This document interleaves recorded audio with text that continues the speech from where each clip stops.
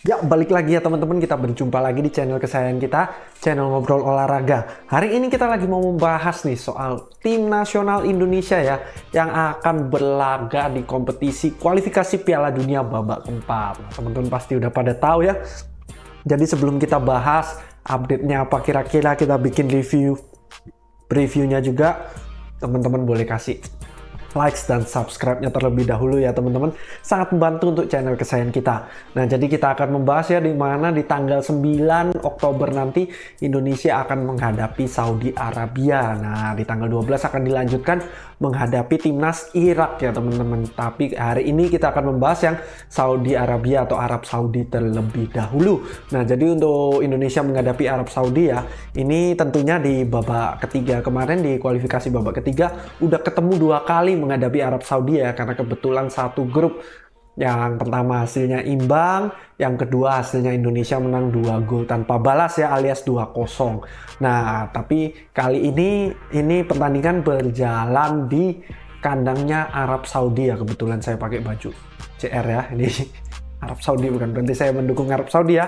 Yang kebetulan pakai baju ini aja. Nah, jadi untuk Indonesia sendiri ada beberapa pemain yang cedera ya. Ada 4 pemain yang sedang cedera di Indonesia. Itu yang pertama ada Sandy Walsh. Kalau Sandy Walsh mungkin kalau di timnas sekarang nggak terlalu dapat menit terlalu banyak ya. Jadi masih banyak penggantinya. Lalu yang 3 ini yang sangat penting ya. Dimana yang pertama ada Ole Romeni. Nah, Ole Romeni sendiri kemarin cedera pada waktu Piala Presiden ya teman-teman ya. Di tackle pemain Arema ya.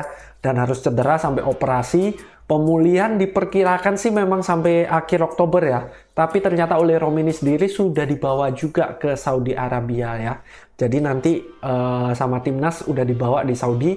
Nanti akan game time decision namanya ya. Jadi nanti betul-betul dilihat cukup fit nggak untuk bermain. Kalau cukup fit kemungkinan masih bisa bermain untuk Ole Romeni. Lalu ada 2 lagi yang cedera. Yang pertama ada di Emil Audero ya. Emil Audero baru sekali cedera ya. Kemarin lawan Como ya, dia cedera harus digantikan oleh pelapisnya ya. Emil Audero tidak lagi dibawa karena memang cedera dan baru saja cederanya, jadi tidak memungkinkan.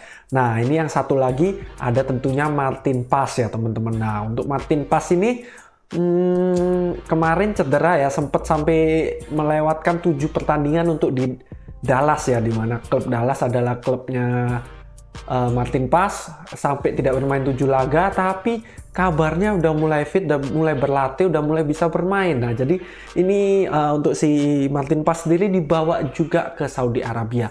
Nah, jadi untuk main atau nggak mainnya masih belum tentu, tapi tentunya akan sangat berat ya kalau seandainya harus tanpa Emil ataupun Martin Paes ya. Kalau harus pakai mungkin seperti Hernando Ari atau mungkin Nadeo, nah itu mungkin akan berat ya, karena mereka kan belum terbiasa bermain menghadapi tim-tim seperti Arab Saudi contohnya ya. Tendangannya kan berbeda ya, level-level ISL dengan level Arab Saudi. Kalau Arab Saudi kan mainnya udah menghadapi Cristiano Ronaldo ya kan. Nah, jadi mungkin sudah berbeda, jadi mungkin akan berat kalau seandainya harus kehilangan kedua kiper andalan kita. Nah, itu untuk yang cedera ya. Untuk update selanjutnya kita akan bahas mengenai harga klub. Nah, bukan harga klub ya, harga timnas. Jadi pemain-pemain timnas ini di total harganya, lalu kita bisa lihat ya kekuatannya kira-kira seberapa. Nah, untuk Arab Saudi sendiri ya, kita munculkan ini di samping, bisa kita lihat harga Arab Saudi untuk saat ini di transfer market adalah harga pasaran dari para pemainnya totalnya adalah 27 juta ya teman-teman. Nah, jadi ini untuk Arab Saudi.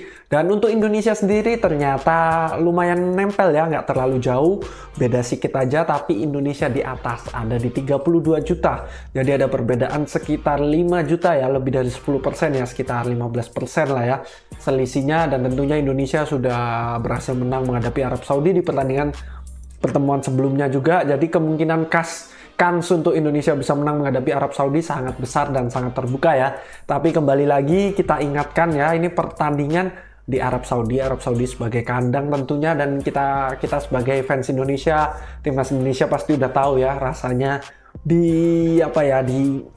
diginikan ya, kena gini sama tim Timur Tengah ya. Kemarin udah sempat kena ya sama si botak ya, wasit botak dari Oman itu ya. Nah, itu kena. Nah, itu dia kebetulan itu juga menghadapi tim Timur Tengah juga ya.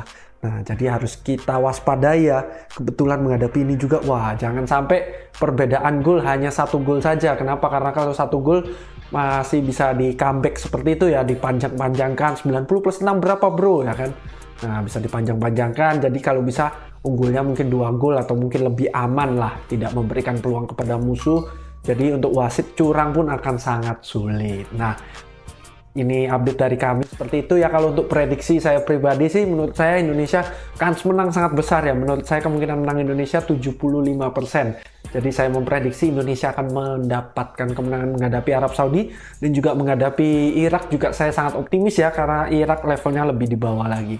Jadi ini adalah pertandingan yang sangat penting, jangan lupa kita dukung, kita berikan support yang terbaik ya. Semoga Indonesia bisa mengalahkan tim Arab Saudi. Sekian aja untuk update hari ini. Jangan lupa diberikan likes dan subscribe-nya. Sampai jumpa di video-video selanjutnya.